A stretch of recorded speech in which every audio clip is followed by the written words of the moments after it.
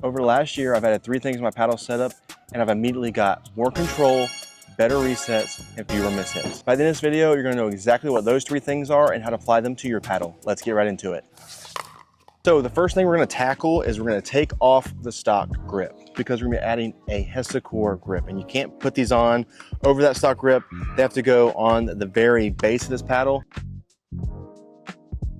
I have to mention, mine is from another paddle. That's another the great thing about these Hesicors. Once you buy one, you don't have to buy anymore really, because you can just transfer them to paddle to paddle.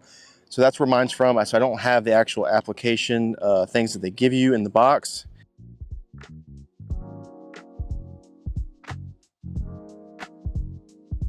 I applied it where it kind of just goes right to the end of the paddle there and fits just nicely. Now the fun part begins, and that is applying the overgrip. And whenever you take off this little piece here, it looks like trash, but it is not trash. You're going to want to save this. This is very important. Do not throw this away. Go ahead and unravel it all the way and find the end that has the little triangle cut out. This side's going to be flat, square.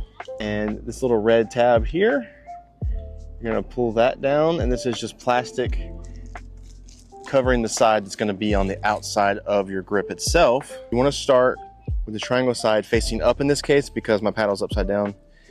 And it has this nice little sticky piece here. I like to start on one of these corners just because it kind of fits that sticky part that I just took off pretty well. So I'm going to start with a little bit where it covers that Hesicor grip. And you're only going to apply about 50% pressure here. You don't want to be pulling too tight. Just make sure you cover up that Hesicor, get all the way to the edge of that black part of the end of the paddle there. And once you get back to where you started, pretty much going to start going down. My overlap is just where it doesn't cover up the carbon logo, so that'll tell you how much I'm wrapping, which is not a whole lot, to be honest. Keep wrapping and try to get up as high as I can. And as you go higher, you can start to pull this a little bit with more tension. And as you can see, it already like thins it out a little bit. That way it doesn't look too tacky up top. Go ahead and give that a nice tight pull. Get it real nice and thin looking. Put my thumb there and then go ahead and rip that off. Back to this piece of trash looking thing that I told you not to throw away. This is where it gets used. That down.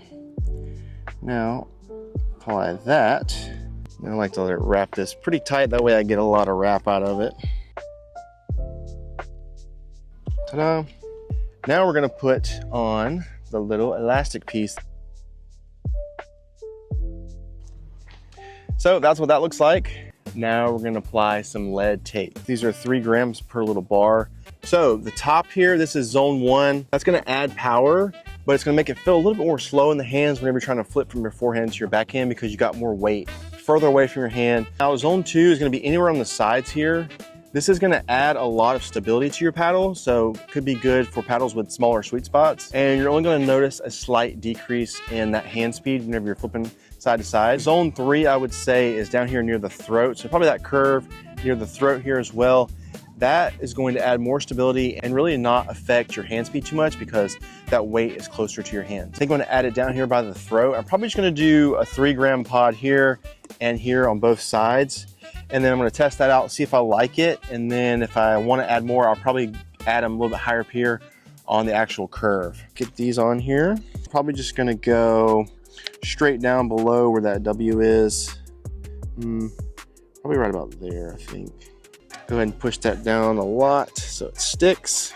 So now for the second one, I'm pretty much just gonna copy what I did on this side and mirror it to the other side. And now that we got these applied, we should be ready to test this bad boy out and see what we think. While I'm out enjoying my new paddle setup, you could be in my description below, clicking the link right now, saving 10% on your very own carbon paddle, overgrips, lead tape, and Hesicor grip. If you found this video helpful, consider subscribing to the channel, and I'll see you next Friday. Thanks for watching.